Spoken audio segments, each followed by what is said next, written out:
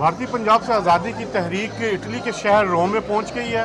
यहाँ Sikh for justice के ज़रिए तमाम रेफरेंडम का इनेकाद किया जा रहा है। हमने पहले मरहले में देखा कि बरतानिया, स्विट्ज़रलैंड और इटली के शहर ब्रेशिया में भी इन रेफरेंडम का इनेकाद हुआ था। आज बड़ी तादाद में लोग यहाँ पर आ रहे हैं, वोट का हक इस्तेमाल कर रहे हैं और भारत से आज़ादी का मुतालबा कर रहे हैं। इस मौका पर जो तहरीक के सरकर्दा लीडर हैं उनसे बात करते हैं।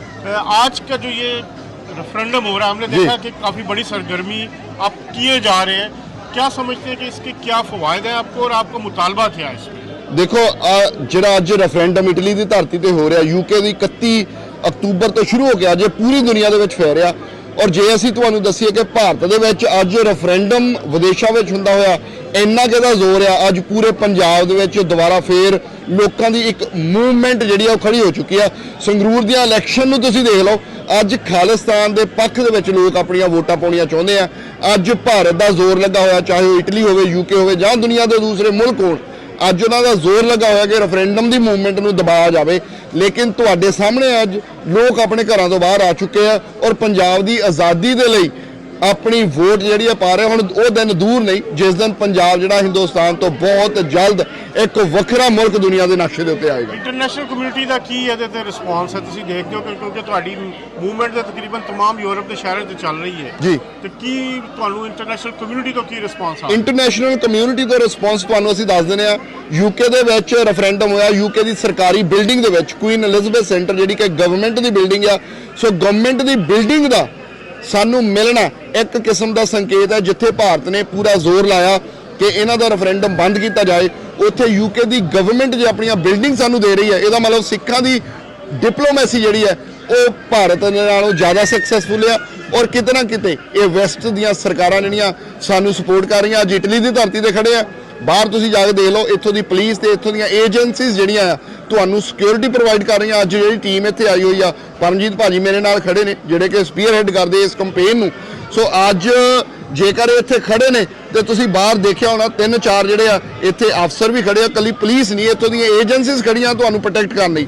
ਇਹਦਾ ਮਤਲਬ ਕਿਤੇ ਨਾ ਕਿਤੇ ਜਿਹੜੀ ਵੈਸਟ ਹੈ, ਦੁਨੀਆ ਦੇ ਮੁਲਕ ਆ, ਉਹ ਤੁਹਾਡੀ ਡੈਮੋਕ੍ਰੈਟਿਕ ਮੂਵਮੈਂਟ ਨੂੰ ਔਰ ਤੁਹਾਡੀ ਆਜ਼ਾਦੀ ਨੂੰ ਸਪੋਰਟ ਕਰਦੇ ਆ। ਪਰਮਜੀਤ ਜੀ, ਤੁਹਾਡਾ ਜਿਹੜਾ ਹੈ ਸਿਲਸਿਲਾ ਹੈ ਉਹ ਤਕਰੀਬਨ ਕਾਫੀ ਅਗਲੇ ਮਰਹਲੇ 'ਚ ਅਸੀਂ ਦੇਖ ਰਹੇ ਹਾਂ ਕਿ ਪਹਿਲੇ ਵੀ ਅਸੀਂ ਦੇਖਿਆ ਬ੍ਰੇਸ਼ੀਆ ਵੀ, ਸਵਿਟਜ਼ਰਲੈਂਡ ਵੀ।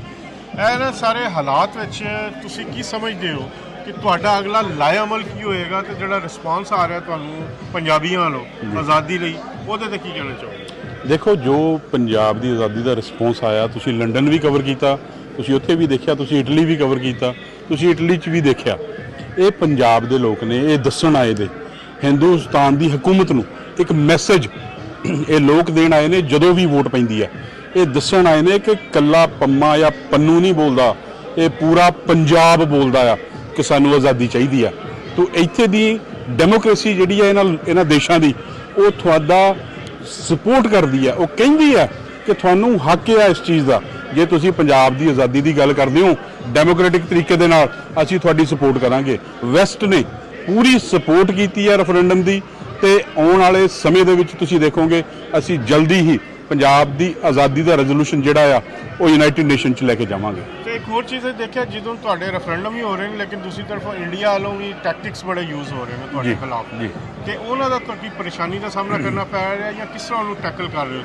ਦੇਖੋ ਜੀ, ਇਹਨਾਂ ਦੇ ਟੈਕਟਿਕਸ ਜਿਹੜੇ ਆ ਉਹ ਬੜੀ ਬੁਰੀ ਤਰ੍ਹਾਂ ਇਹਨਾਂ ਦੀ ਡਿਪਲੋਮੇਸੀ ਫੇਲ ਹੋਈ ਆ। ਉਹਦਾ ਸਬੂਤ ਹੁਣੀ ਦਪਿੰਦਰਜੀਤ ਸਿੰਘ ਬੋਲ ਕੇ ਗਏ ਨੇ। ਗਵਰਨਮੈਂਟ ਬਿਲਡਿੰਗਸ ਜਿਹੜੀਆਂ ਆ ਉਹਨਾਂ ਦੇ ਵਿੱਚ ਅਸੀਂ ਰੈਫਰੈਂਡਮ ਕਰਵਾਇਆ। ਆਉਣ ਵਾਲੇ ਸਮੇਂ 'ਚ ਤੁਸੀਂ ਕੈਨੇਡਾ ਤੇ ਅਮਰੀਕਾ ਦੇ ਵਿੱਚ ਵੀ ਦੇਖੋਗੇ, ਜਿੱਥੇ ਵੀ ਇਹਨਾਂ ਨੇ ਸਾਨੂੰ ਰੋਕਣ ਦੀ ਕੋਸ਼ਿਸ਼ ਕੀਤੀ ਆ, ਜਿੱਥੇ ਵੀ ਪੰਜਾਬ ਦੇ ਪੰਜਾਬੀਆਂ ਨੂੰ ਰੋਕਣ ਦੀ ਕੋਸ਼ਿਸ਼ ਕੀਤੀ ਆ, ਪੰਜਾਬੀਆਂ ਨੇ ਇਹਨਾਂ ਨੂੰ ਜਵਾਬ ਦਿੱਤਾ, ਵੋਟਾਂ ਪਾ ਕੇ ਦੱਸਿਆ ਕਿ ਅਸੀਂ ਚਾਹੁੰਦੇ ਹਾਂ ਕਿ ਪੰਜਾਬ ਆਜ਼ਾਦ ਹੋਣਾ ਚਾਹੀਦਾ ਹੈ। ਸੋ ਇਹਨਾਂ ਦੀ ਡਿਪਲੋਮੇਸੀ ਕਿਤੇ ਵੀ ਸਟੈਂਡ ਨਹੀਂ ਕਰਦੀ। ਅੱਜ ਅਸੀਂ ਅਗਰ ਦੇਖੀਏ, ਪਹਿਲੇ ਵੀ ਅਸੀਂ ਦੇਖਦੇ ਛੋਟੇ ਛੋਟੇ ਬੱਚੇ ਵੀ ਨੇ ਤੇ 80 ਸਾਲ ਦੇ ਬਜ਼ੁਰਗ ਵੀ ਨੇ ਤੇ 15 ਸਾਲ ਦਾ ਨੌਜਵਾਨ ਵੀ ਹੈ। ਤੇ ਇਹ ਕੀ ਤੁਸੀਂ ਸਮਝਦੇ ਹੋ ਕਿ ਚੀਜ਼ ਜਿਹੜੀ ਹੈ ਅੱਗੇ ਮਰਹਲੇ 'ਚ ਜਾ ਰਹੀ ਹੈ? ਲੋਕ ਸਮਝ ਰਹੇ ਨੇ ਕਿ ਆਜ਼ਾਦੀ ਜਿਹੜੀ ਉਹ ਜੀ ਬਿਲਕੁਲ। ਇਹ ਜਿਹੜੀਆਂ ਮਾਵਾਂ ਆਪਣੇ ਬੱਚਿਆਂ ਨੂੰ ਇੱਥੇ ਲੈ ਕੇ ਆਈਆਂ, ਜਿਹੜੇ ਪੇ ਆਪਣੇ ਬੱਚਿਆਂ ਨੂੰ ਲੈ ਕੇ ਆਏ, ਉਹ ਦੱਸਦੇ ਆ ਉਹਨਾਂ ਨੂੰ ਕਿ ਪੰਜਾਬ ਗੁਲਾਮ ਆ, ਅਸੀਂ ਪੰਜਾਬ ਨੂੰ ਆਜ਼ਾਦ ਕਰਾਉਣਾ ਆ। ਛੋਟੇ ਛੋਟੇ ਬੱਚੇ ਤੁਸੀਂ ਦੇਖੋ ਕਿ ਪੰਜਾਬ ਦੀ आज़ादी के झंडे चक के घूमते हैं। बिल्कुल, अगर तो कैमरामैन दिखा सके, छोटे छोटे बच्चे हैं, 2 साल के भी हैं, 4 साल के भी हैं, 5 साल के भी हैं तो मतलब ये एक आप ਤੁਸੀਂ ਸਮਝਦੇ ਹੋ ਕਿ ਜਿਹੜੀ ਚੀਜ਼ ਹੈ ਇਹ ਹੁਣ ਰੋਕਣਾ ਮੁਸ਼ਕਲ ਹੋ ਗਿਆ। ਇਹ ਕਦੀ ਵੀ ਨਹੀਂ ਸੀ ਰੋਕੀ ਜਾ ਸਕਦੀ, ਹੁਣ ਵੀ ਨਹੀਂ ਰੋਕੀ ਜੀ, ਪਹਿਲਾਂ ਵੀ ਨਹੀਂ ਸੀ ਰੋਕੀ ਇਹਨਾਂ ਤੋਂ। ਇਹ ਇੱਕ ਸਟੇਜ ਤੇ ਆ ਕੇ ਅਸੀਂ ਆਪਣੇ ਕੰਮ ਲੱਗੇ ਹੋਏ ਸੀ, ਇੱਕ ਸਟੇਜ ਤੇ ਆ ਕੇ ਅਸੀਂ ਲੋਕਾਂ ਦੇ ਵਿੱਚ ਆਏ ਆ, ਲੋਕਾਂ ਨੂੰ ਪਤਾ ਆ ਕਿ ਪੰਜਾਬ ਗੁਲਾਮ ਆ। ਤਾਂ ਹੀ ਇੱਥੇ ਤੁਸੀਂ ਦੇਖੋ ਹਜ਼ਾਰਾਂ ਦੀ ਗਿਣਤੀ ਦੇ ਵਿੱਚ ਲੋਕ ਜਿਹੜੇ ਵੋਟਾਂ ਪਾਉਣ ਆਉਂਦੇ ਨੇ, ਉਹ ਕੀ ਇੱਥੇ ਮਤਲਬ ਕੀ ਹੈ ਵੋਟਾਂ ਪਾਉਣ ਦਾ? ਪੰਜਾਬ ਆਜ਼ਾਦ ਹੋਣਾ ਚਾਹੀਦਾ, ਯੈਸ ਔਰ ਨੋ। तो लोग अपनी वोट कास्ट करना या यस दे विच ते बाहर खड़े तुसीं देखो कि खालिस्तान जिंदाबाद दे नारे सवेरे 9 बजे तो लैके रात ਨੂੰ 5 ਵਜੇ ਤੱਕ ਚੱਲਦੇ ਨੇ। ਮਾਮਾ ਜੀ ਇੱਕ ਹੋਰ ਬੜਾ ਜਿਹੜਾ ਇਸ਼ੂ ਹੈ ਸਿੱਧੂ ਮੂਸੇਵਾਲੇ ਦਾ ਜਿਹੜਾ ਮਰਡਰ ਹੋਇਆ ਉਹਦੇ ਚ ਜਿਹੜਾ ਕਹਿੰਦੇ ਕਿ ਉਹਦੇ ਜਿਹੜੇ ਗਾਣੇ ਸਨ, ਜਿਹੜੇ ਉਹਦੇ ਸੌਂਗ ਸਨ, ਉਹਦੇ ਵਿੱਚ ਆਜ਼ਾਦੀ ਦਾ ਪੈਗਾਮ ਦੇ ਰਿਹਾ ਸੀ। ਤੇ ਕੀ ਤੁਸੀਂ ਸਮਝਦੇ ਹੋ ਕਿ ਕੋਈ ਐਸੀ ਸਾਜ਼ਿਸ਼ ਹੋ ਸਕਦੀ ਹੈ ਉਹਦੇ ਪਿੱਛੇ ਕਿ ਕੋਈ ਏਜੰਸੀਆਂ ਇਨਵੋਲਵ ਸਨ ਉਹਦੇ ਮਰਡਰ ਵਿੱਚ? ਭਾਜੀ ਇਹ ਸਾਜ਼ਿਸ਼ ਜਿਹੜੀ ਆ ਇਹ ਬਿਲਕੁਲ ਏਜੰਸੀਆਂ ਨਹੀਂ ਉਹਨੂੰ ਮਰਵਾਇਆ। ਤੁਸੀਂ ਇੱਕ ਪੰਜਾਬ ਦੇ ਜਾਇਦੇ ਗਾਣੇ ਸੁਣ ਲਓ।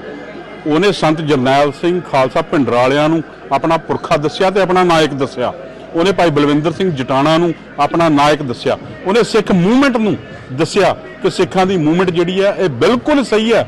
ਪੰਜਾਬ ਨੂੰ ਪੰਜਾਬ ਦੇ ਹੱਕ ਚਾਹੀਦੇ ਨੇ, ਪੰਜਾਬ ਦੇ ਲੋਕਾਂ ਨੂੰ ਆਜ਼ਾਦੀ ਚਾਹੀਦੀ ਹੈ।